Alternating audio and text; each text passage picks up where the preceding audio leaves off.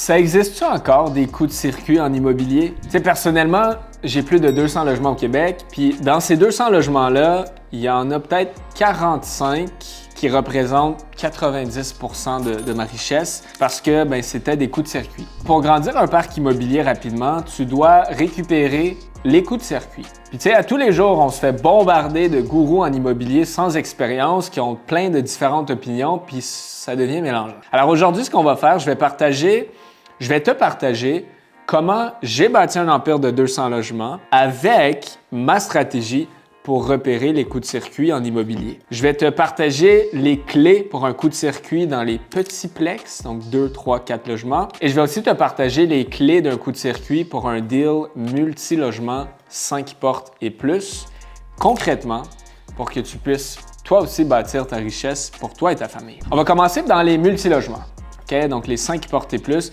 Il faut savoir que dans les multi-logements, la valeur de ton immeuble est beaucoup axée sur les profits que ton immeuble génère. Parce qu'un immeuble multilogement 5 portes et plus, c'est considéré comme une entreprise. Une entreprise de 6 logements, par exemple. Et donc, en sachant ça, voici les 2 clés qui font un coup de circuit en immobilier multilogement 5 portes et plus. La première clé, c'est est-ce que au refinancement d'ici 5 ans, après avoir acheté l'immeuble, tu vas être capable de reprendre, de refinancer tous tes fonds, ou presque, c'est-à-dire la mise de fonds que tu as mis, les rénaux, les frais, etc. Vas-tu être capable de tout récupérer ça en optimisant et en créant assez de valeur dans l'immeuble? Comment on crée plus de valeur dans ton immeuble? En trouvant une manière légale et éthique d'augmenter les revenus et de diminuer les dépenses de ton entreprise. Exemple, je passe chez le notaire cette semaine pour un 25 logements à Brossard. Il est chauffé au gaz naturel.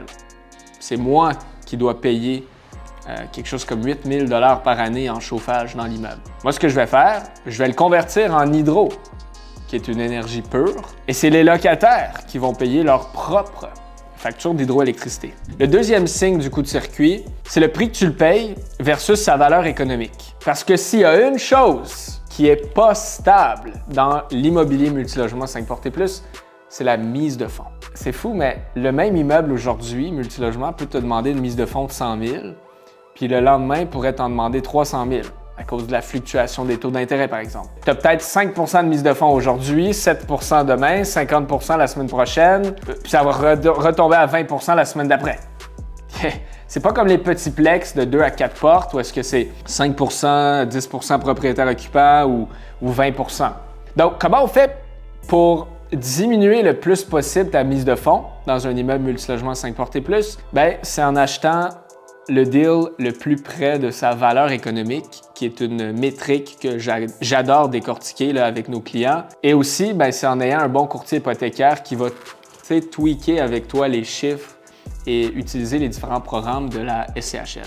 Donc ça, c'est la deuxième manière là, justement de repérer un coup de circuit, c'est est-ce que je le paye au prix le plus près possible de la valeur économique pour mettre le moins de mise de fonds possible. On va rentrer dans les petits plex maintenant. Donc, dans les petits plex, ce qu'il faut comprendre, c'est que la valeur est moins axée sur les profits que ton immeuble génère parce que c'est moins considéré comme une entreprise. C'est plus considéré comme une maison à logement, dans le fond. T'sais.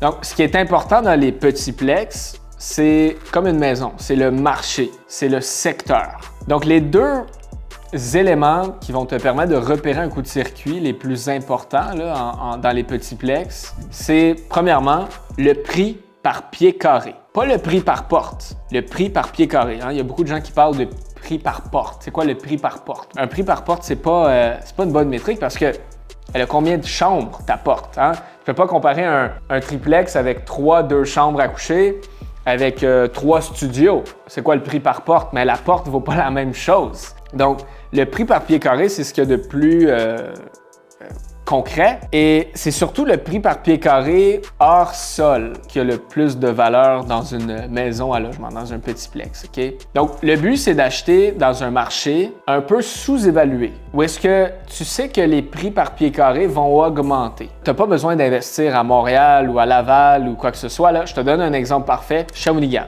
Parce que auparavant, c'était un marché qui était vraiment tertiaire. C'était un marché qui était très bas et c'est devenu un marché secondaire.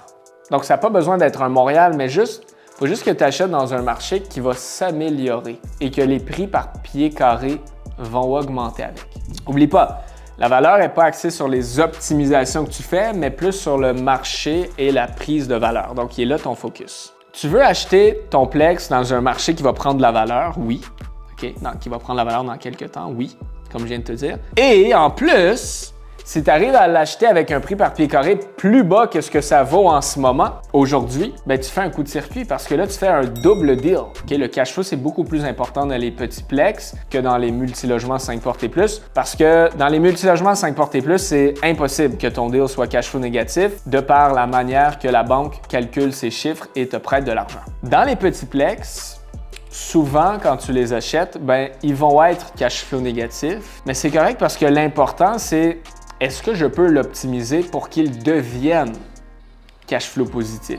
Est-ce que tu vas être capable de le rendre cash flow positif en l'optimisant, en augmentant les revenus et en diminuant les dépenses? Si oui, ben c'est un coup de circuit. Alors, avec tout ce que tu as appris aujourd'hui, tu peux trouver tes propres coups de circuit par toi-même. Si par contre, toi, tu me dis « Hey Corey, j'aimerais ça en savoir plus, peut-être me faire guider », ben si ça c'est toi, on a un événement en ligne gratuit que l'on fait à chaque semaine. Donc, peu importe quand tu écoutes cette vidéo-là, il y en a un cette semaine. Tout ce que tu as à faire, c'est de cliquer sur le lien dans la description de la vidéo pour t'inscrire.